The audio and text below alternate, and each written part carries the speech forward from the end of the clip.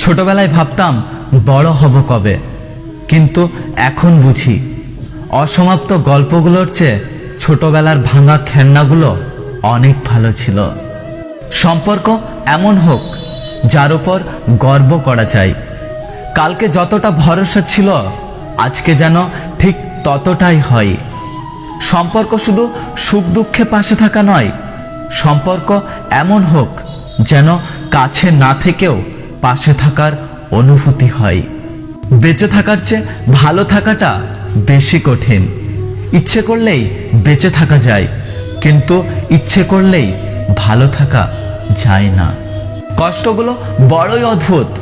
যখন সবার সাথে হাসি খুশি থাকে তখন সে লুকিয়ে যায়, আর যখন একা থাকে তখন এসে নীরবে কাঁদায়। কে পাশে থাকবে আর কে পাশে থাকবে না সেটা প্রমিসের উপর নির্ভর করে না। খারাপ সময় এবং পরিস্থিতি সেটা ঠিক করে দেয়। এত চিন্তা করো না, জীবন যিনি দিয়েছেন তিনি কিছু না কিছু ভেবে রেখেছেন। খারাপ সময় পেরিয়ে গেলে ভালো সময় আসবে। আমাকে খারাপ ভেবে ঘৃণা করতেই পারো, তবে আমাকে বুঝলে কেঁদে ফেলবে। সময় সিদ্ধান্ত নেয় তুমি কার দেখা পাবে, হৃদয় সিদ্ধান্ত নেয় তুমি কাকে চাও, ব্যবহার সিদ্ধান্ত নেয় তোমার সাথে কে থাকবে। কাউকে অবহেলা করলে তার কতটা কষ্ট হয় তা তুমি সেই দিনই বুঝবে যেদিন তোমাকে কেউ অবহেলা করবে। অর্থ নয়, শারীরিক সুস্থতাই আমাদের সবচেয়ে বড় সম্পদ।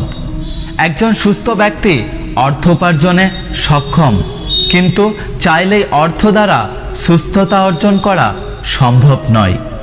যেখান থেকে শুরু সেখানেই শেষ। অপরিচিত থেকে মানুষ একসময় আবার অপরিচিত হয়ে যায়। সত্য কথা বলতে গিয়ে যদি আপন মানুষ পর হয়ে যায় তবুও তুমি সত্যি কথা বলো, কারণ কারোর কাছে পর হলেও সৃষ্টিকর্তার কাছে তুমি সবসময় প্রিয় থাকবে। একদিন আমার জায়গায় নিজেকে রেখে দেখো, কষ্টের অনুভূতিটা কেমন হয় বুঝতে পারবে। মানুষকে চোখের দেখায় চেনা যায় না, সময়ের সাথে সাথে সবার আসল রূপ বেরিয়ে আসে।